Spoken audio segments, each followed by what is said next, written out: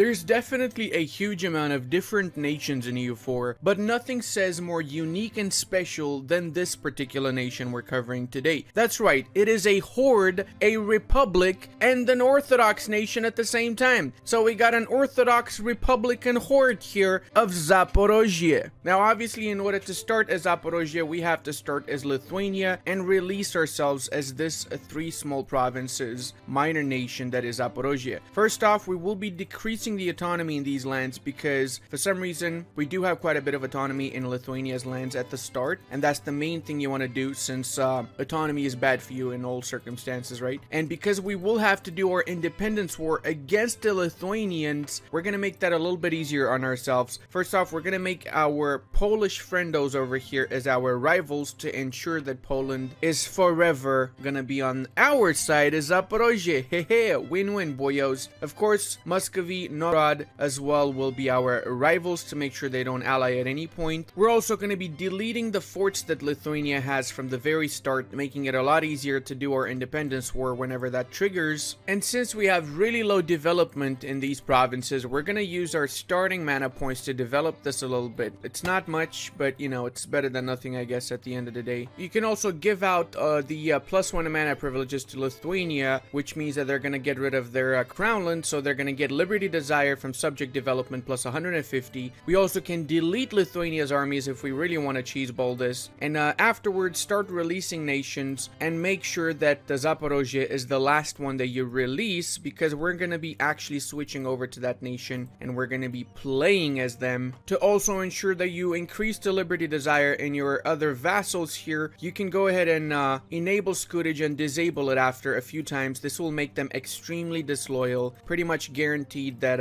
Lithuania is never gonna have loyal vassals. So now that that's done, we're gonna release the last nation, Zaporozhie. Play as the release subject, make sure you click that send, and there ya go, my boys. We have 3 provinces, not much development, but look at this, boys. We are able to do the Call of the Steppes decision, which gives us the sick Rada government reform. It is a unique government reform to the Zaporozhians because the Zaporozhians are basically the Cossacks of the Ukrainian lands. And this is a super cool government reform because you get plutocratic ideas, massive cavalry bonuses and governing capacity, as well as you get the ability to raise Cossacks from this interaction, organize raiding parties that increase your movement speed. Now we also have 100% crownlands because we are a release nation, so we're going to give out the +1 mana privileges, of course, the supremacy over the crown, patronage of the arts as well, and we can give out the governing capacity +100 privileges from the start since we have so much extra crownlands, and we're going to need this governing capacity eventually. We didn't get the advisor cost reduction because we're not going to get advisors for now since, well, we don't really have an economy, so we need to get that going first off. We also have 1,000 manpower, so we need to get that also going. And surprisingly, we start with an freaking absolute chat of an Ataman, 565 Vasij Kobyliwska. That is insane. So now, because we have a truce with the Lithuanians for 5 years until we can actually attack them, we're gonna need to wait for those 5 years, and we're gonna use that time to improve our development and get some actual troops going. Take note, because these guys are also disloyal, you will be able to ally all of the vassals, but you can only do this after the truce is over, so keep that in mind. And I know some of you are thinking, oh, you cheesed this too much. Bro, if I wanted to cheese this, I could have really cheesed this massively. Could have given all of these lands before I released myself to Polotsk, Smolensk, and so on. So I did Lithuania a favor and made this a fair war, let's say. They're gonna get allies. They already got some allies. We're approaching the day of our independence war, so we're gonna start getting ready for that. We're gonna be hiring the Free Company in the province of Mykolaiv, and in a couple of months we're gonna start getting alliances. Of course, I got the worst freaking event ever right before the war started. Right, well, our truce is over now, so I've been improving relations with the Muscovites, which means I can ask them to support my independence. I'm also gonna get an alliance, Polotsk, Smolensk, and Galicia Volhynia. And most importantly, I'm setting my provinces of vital interest here, basically all of the Kiev and Chernigov areas, as well as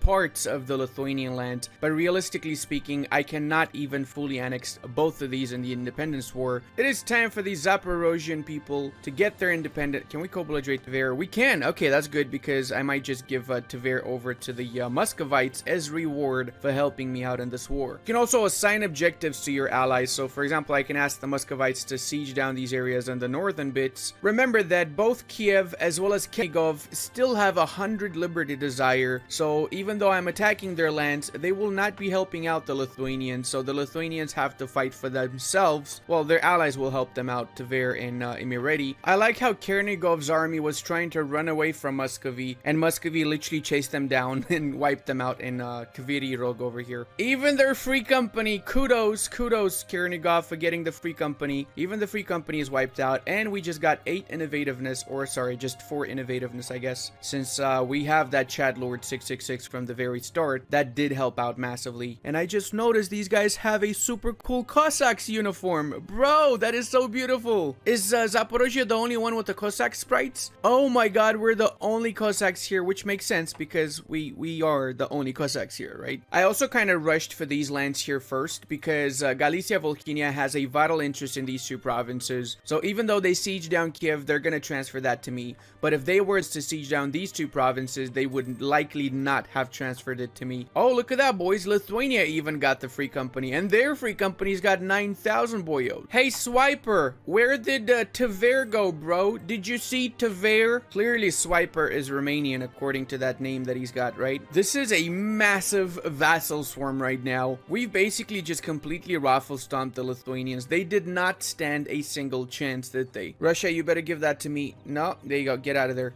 So Russia, even though I set this as my vital interest, they're not giving me Kursk because I'm guessing they also have this as a vital interest. Of course they do. So that's a little bit of a problem because I need some province here to border the Great Horde so I can attack the Great Horde afterwards. Okay, I think that's pretty much it. So we got 99% war score. We're gonna go ahead and we're gonna ask for our grant independence first because we need to get independence. Then we're gonna start taking the lands that we want. Let's just make sure everything here is ours, and we are also gonna add Kharkovas to that since we want to get that border with the Great Horde, and we are getting a little bit of aggressive expansion. Now we can get some rivals, and we're gonna go for whatever we have available. Apparently that would be Crimea, Lithuania. And here's the best part about playing as this nation, guys. Remember, we are a republic, right? We have republican reforms and all that. We have the special interactions here, but you know what else we have? Remember that we're also a horde, so we can actually raise lands. That is correct, my boys. We are raising the lands here, making it cheaper to core and giving us some mana points in the process. I know what you're also thinking, oh, but these are your primary culture. Why are you raising these? Don't worry about it. We're gonna develop these afterwards once we unlock our special ideas. So there you go. With the mana points we got from those lands, we can core up everything, well, except Kiev apparently. And now it is time to rebuild our nation and get ready for the next phase of this campaign. The bad part is that because we didn't give anything to the Muscovites,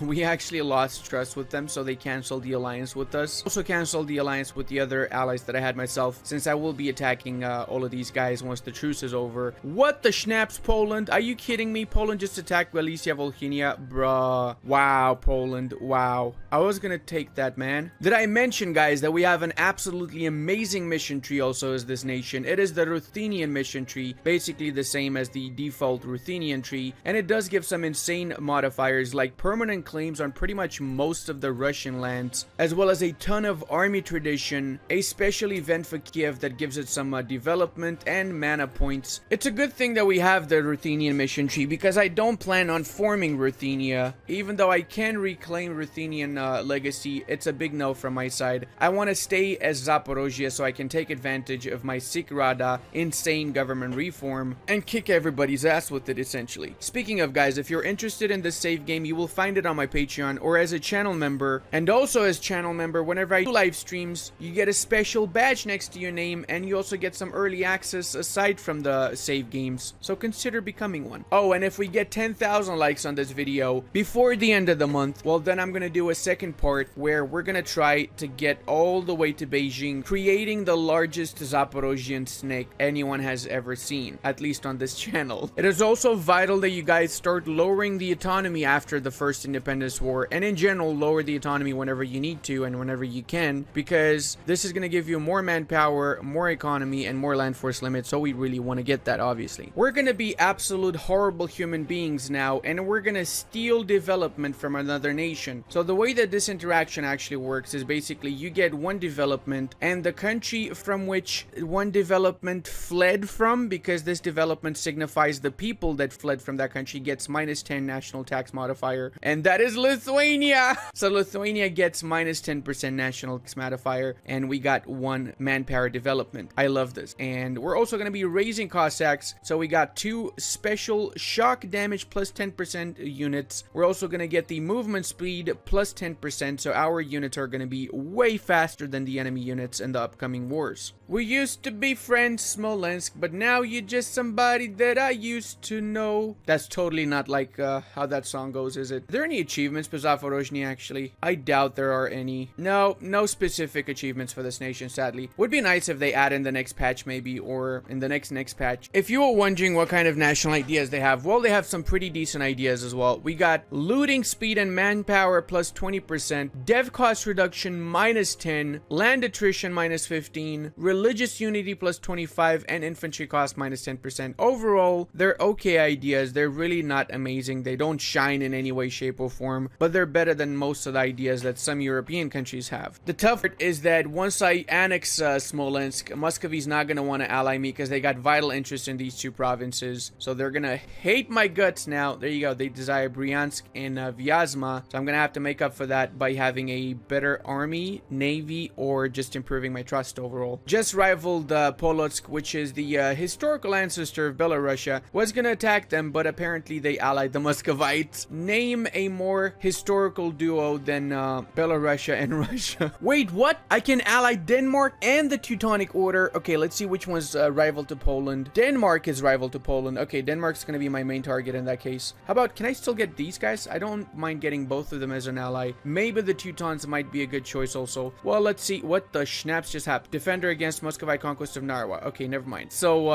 they're fighting against the Muscovites now. They're going to get their asses kicked, obviously. Lithuania was allied to the Livonians, so now Lithuania is also in this. Oh god, this is going to be bad. This is bad because Polotsk is in this as well, so likely they will take lands from the Lithuanians too. And I wanted to take the lands from the Lithuanians. You know what? Poland actually looks very extra chunky, doesn't it? Now that they've integrated Mazovia, it looks like fat Poland, not regular slim long Poland that we're all accustomed to. The really cool part is that most of the lands in Ukraine are actually grasslands, farmlands, or steppes, all 3 of which are actually insanely great for playing toll. So the Ukrainian lands here are insanely well positioned, and honestly, you can do a really unique playthrough with Zaporozhie where you're basically playing toll and developing these provinces for close to nothing, whilst at the same time you're a horde and a republic. Playing toll, horde, republic, essentially, okay? And as expected, the Muscovites took 2 provinces I have an interest in, and the Polotskians took also a few provinces, but there's still some areas I can take from the Lithuanians once the truce is over. I have my eyes set on Crimea though, and what the hell happened here?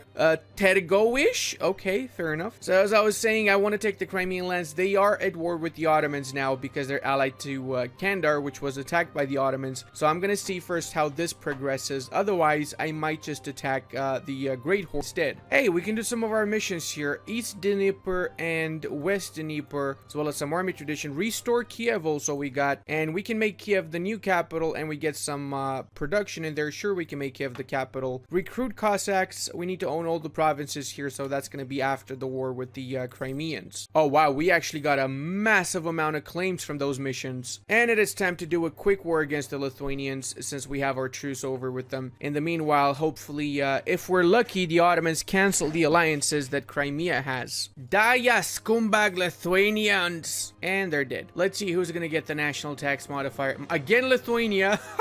Lithuania really does not have a good rep with us, does it? Well, that was a very quick war. I'm gonna take these lands. I'm also gonna get humiliation and a little bit of cash from them. I got the humiliation so I can get above 50 power projection for the extra mana points. Polotsk broke the alliance with Muscovy. Oh my lord! I'm gonna attack him right now, actually. I still have troops black flagged in their country. I'm still gonna attack him before anything else happens because I really want to fully annex Polotsk. I got too excited there, I know. Alright boys, time to go for the full annexationski. I hope I can fully annex them, actually. Let's see. I can. I actually can. That is Perfect. And we can get our first idea from the quantity idea sets. We're obviously going quantity economic because this is a really great nation to be playing toll as, despite the fact that they are a horde. Like I said, it's a really weird but special nation. Oh, and look at that. We can get a white peace with Novgorod because they have a lot of occupied provinces and I'm guessing no army left. They got 4,000 left. Who are they at war with? Oh, it's because of the rebels. Oh boy, they got the capital occupied. Oh no, Novgorod, you're gonna die soon, aren't you? Kind of regret that I pieced them out now because I just realized I could have taken Lucky from them and released them from Lucky as a vassal after Muscovy finishes them off. Next time, not gonna make the same mistake. Hello there, Polotsk. Let's go, Polotsk. Time to measure our peep here. Oh, look at that. Mine is bigger. You did. Alright, do I need to continue with that? I don't think so.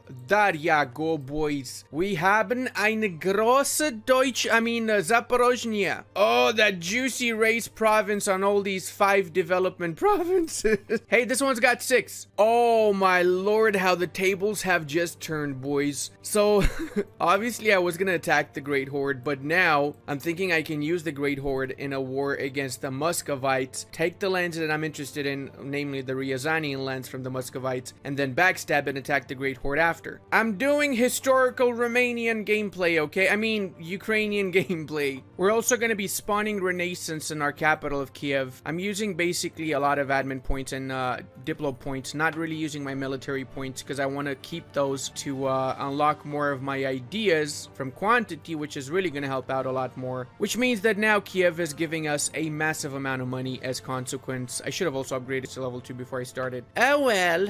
And we're also going to be expanding infrastructure here. Why not? Might as well do that since we're not forming any other tags, right? Oh no, Republican traditions debate. No, no, no. Cannot lose any more Republican traditions. I'm going to take the 1 stab hit. No, I'm losing my country, boys. Everything is fine, okay? I also just realized I did not take a single loan since the start of this session. We've basically replaced Lithuania here with our nation, and there's definitely a lot more to be expanding into, but until that point, this guy over here, look at his face. Look, can you hear what he's saying? He's saying, can we get 10,000 likes so we get the second part? Come on, guys, let's do it. And until the next time, check out this awesome Holland video. And I want to give a massive thank you to all of my patrons, channel members, and Twitch subscribers. I would not be able to do this without all your support. If anybody else would like to also support me, you will find the links in the description.